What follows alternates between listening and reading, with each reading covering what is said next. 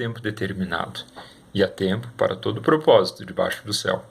É isso que nos diz Eclesiastes 3:1.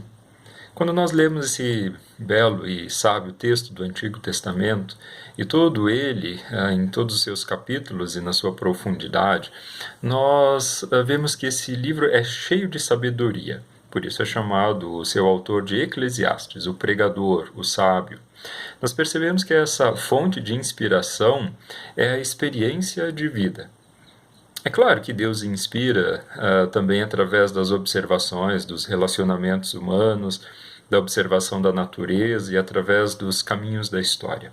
É por isso que esse texto de Eclesiastes chegou até nós como palavra de Deus.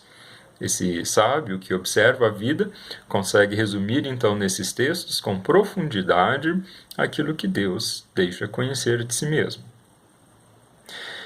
Mas o tom desse livro nos revela que ele é meio azedo, ele é meio deprimente, parece meio desanimador. Perceber que, por fim, Eclesiastes reduz a alegria da vida apenas a comer, beber, desfrutar dos benefícios adquiridos pelo trabalho, como ele resume em algumas vezes. Vez após outra, ele volta à sua frase preferida: vaidade das vaidades, tudo é vaidade. A observação de Eclesiastes parece limitada. Ao ler esse livro por inteiro, precisamos ficar com uma inquietação. A pergunta deve ser: o que leva alguém a ser tão crítico assim, tão cheio de sabedoria, mas com tão pouca alegria aparente? As observações do sábio Eclesiastes não lhe trouxeram contentamento e alegria. O que estava faltando? Observando as situações ao seu redor e coisas que estão aí neste mundo, na vida, o que faz com que um homem tão sábio não tenha contentamento? Segundo ele mesmo, bens, riqueza, mulheres que ele tinha, que não lhe faltavam, sabedoria que tinha adquirido pela observação, pela reflexão, muito poder que lhe estava à disposição, mas o contentamento diante disso tudo lhe escapava, lhe escapa por entre os dedos quando nós vamos folheando os seus capítulos. E essa pode ser uma experiência que iguala muitas pessoas ao grande pregador, ao Eclesiastes. Mas se o contentamento e a alegria não vêm dos bens, da riqueza, do sexo, da sabedoria de vida, da aparência física, então de onde ela vem? De onde vem alegria e contentamento? Como ser surpreendido pela alegria do contentamento no meio do tempo que nós atualmente vivemos? Eclesiastes nos revela como profunda a palavra de Deus, que não será pela observação e análise, que não será pela quantidade de informações que nós recebemos, que assim então nós chegaremos onde o nosso espírito deseja encontrar repouso. Em Hebreus 12, 1-3, nós lemos uma palavra motivadora para quem está nessa corrente histórica daqueles que buscam também nesse momento orientação. Essa palavra diz assim: portanto, também nós, uma vez que estamos rodeados por tão grande nuvem de testemunhas, livremo-nos de tudo o que nos atrapalha e do pecado que nos envolve, e corramos com perseverança a corrida que nos é proposta, tendo os olhos fitos em Jesus, autor e consumador da nossa fé. Ele, pela alegria que lhe fora proposta, suportou a cruz, desprezando a vergonha, e assentou-se à direita do trono de Deus. Pensem bem naquele que suportou tal oposição dos pecadores contra si mesmo, para que vocês não se cansem, nem desanimem. Essa é um testemunho, esse é um texto, essa é uma história na qual nós somos chamados a estar envolvidos. O autor de Hebreus nos lembra que somos chamados a uma corrida, mas não é uma corrida qualquer e feita de qualquer forma.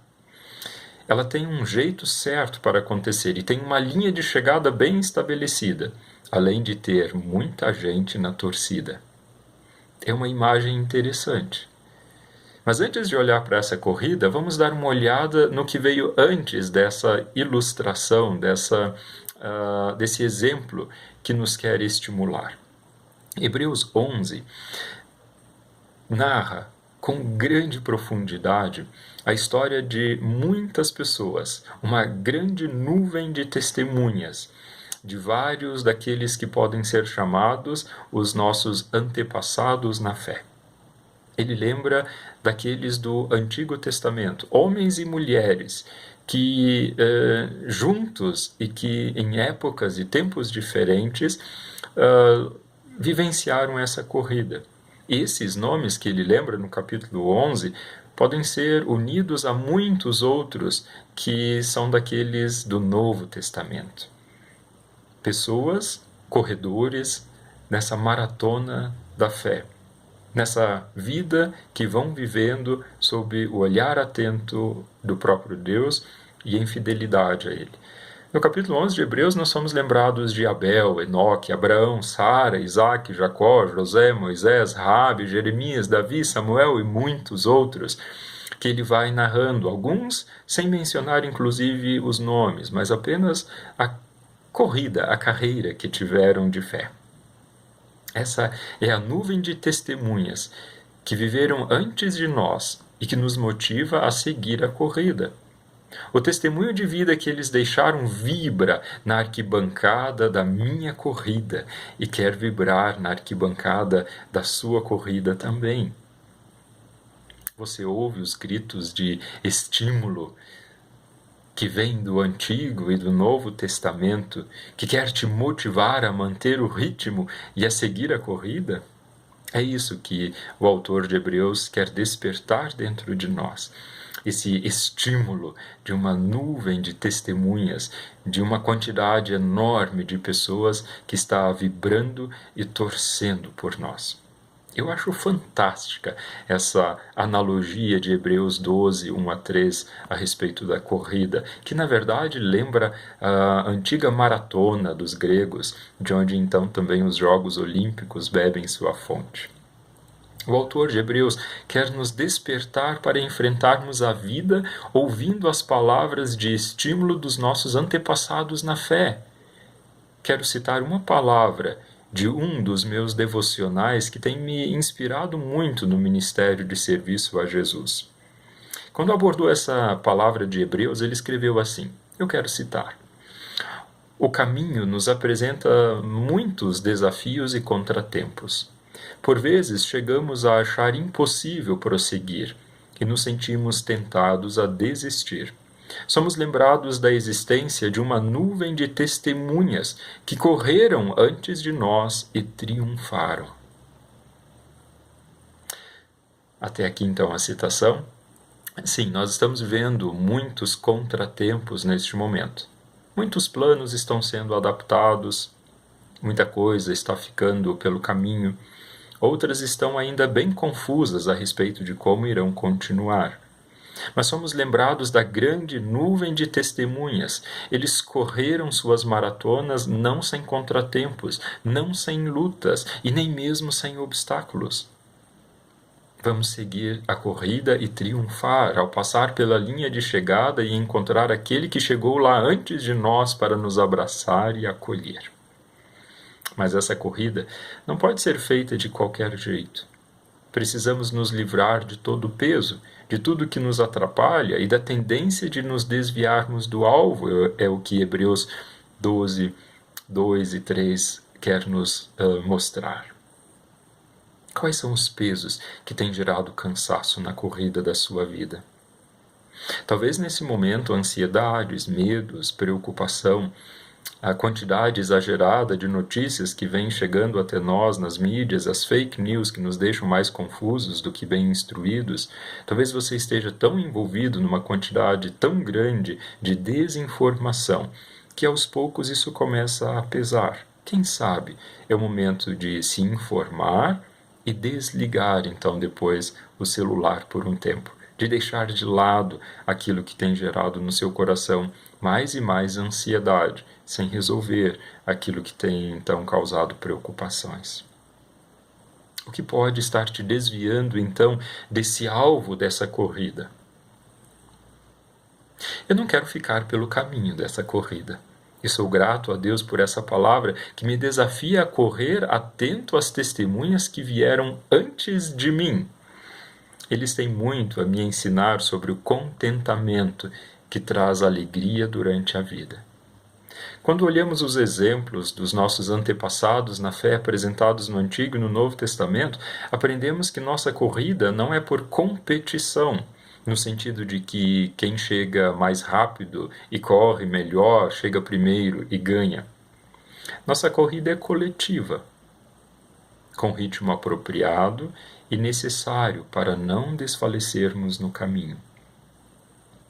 Em Hebreus 12:2, temos a perspectiva que Eclesiastes não conseguiu enxergar por estar limitado ainda na plenitude da revelação que viria só através de Jesus.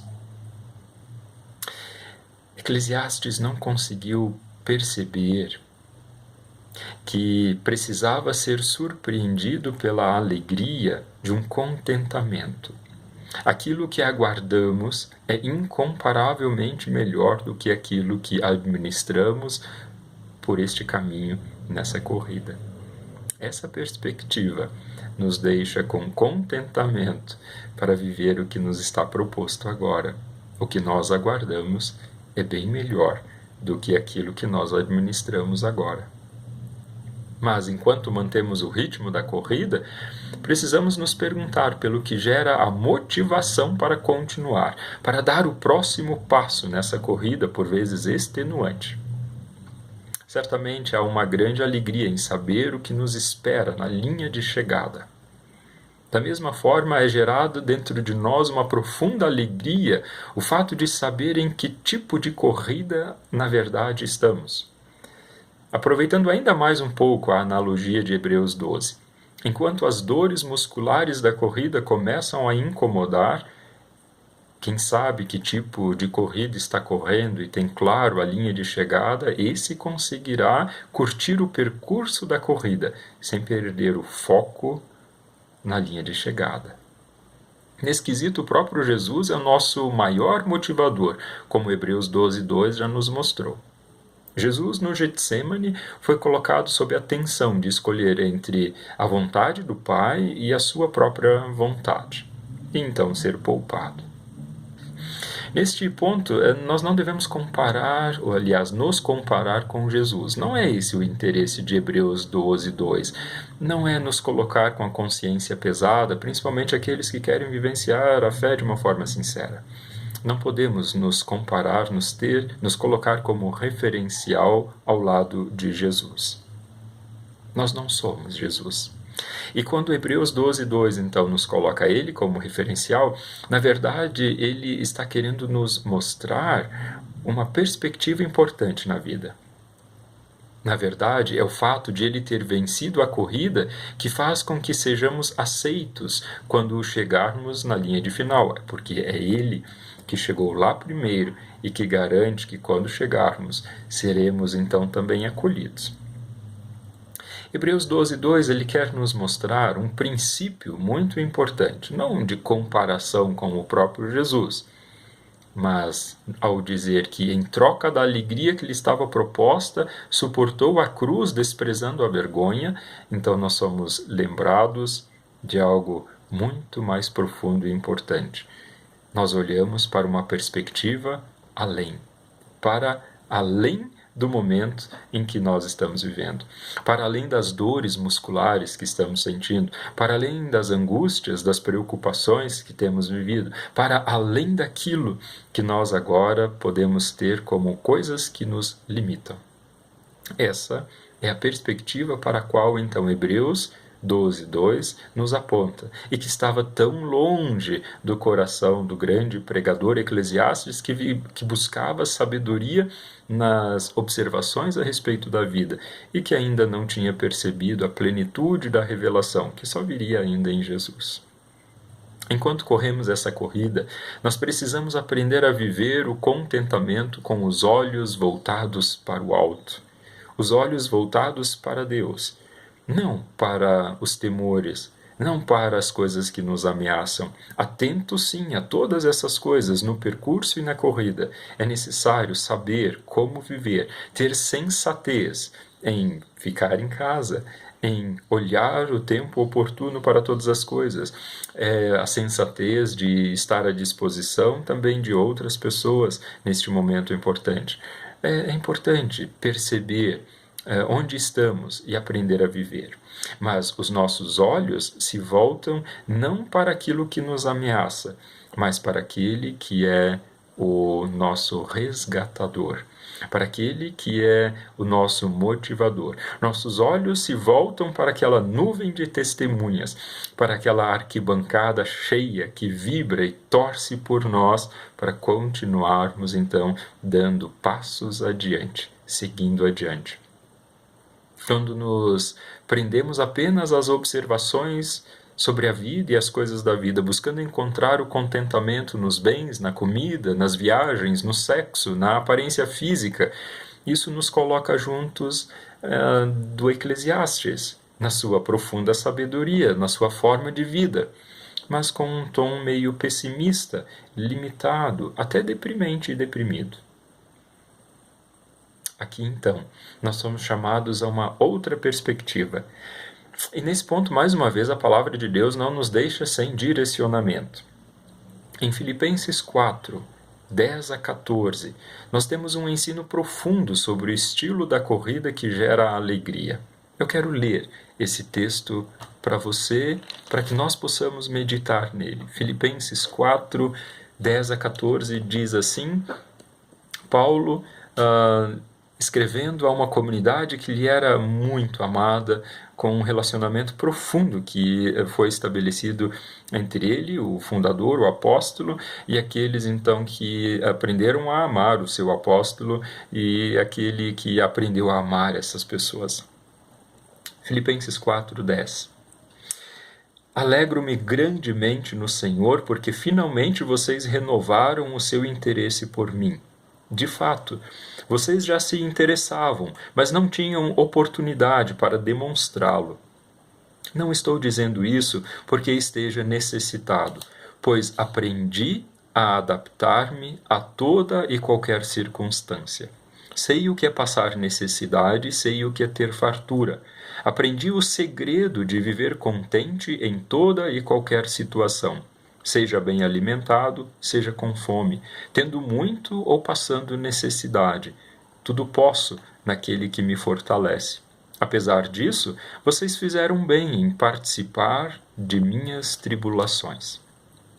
Essa é uma perspectiva que Paulo nos coloca, que fugiu do horizonte de Eclesiastes e que foge do horizonte de todas as pessoas que querem viver a vida a partir simplesmente da perspectiva de sabedoria de vida, sem perceber a revelação do próprio Deus. O contentamento em toda e qualquer situação, bem diferente da acomodação, bem diferente da insensatez. O contentamento em toda e qualquer situação é o que Paulo nos apresenta nessa profunda palavra de Deus. Aprendi a adaptar-me a toda e qualquer circunstância. Sei o que é passar necessidade e sei o que é ter fartura. Aprendi o segredo de viver contente em toda e qualquer situação. No momento em que vivemos, é necessário retomarmos exatamente essa perspectiva de contentamento naquilo que nós temos, no muito ou no pouco, sem nos deixar escravizar pelo que já temos e sem nos deixar escravizar por aquilo que nos foge no momento. Que nós possamos aprender então a alegria do verdadeiro contentamento que Cristo Jesus coloca em nosso coração quando o seguimos, quando o encontramos, quando tiramos os olhos daquilo que nos ameaça e colocamos os olhos naquele que nos salva.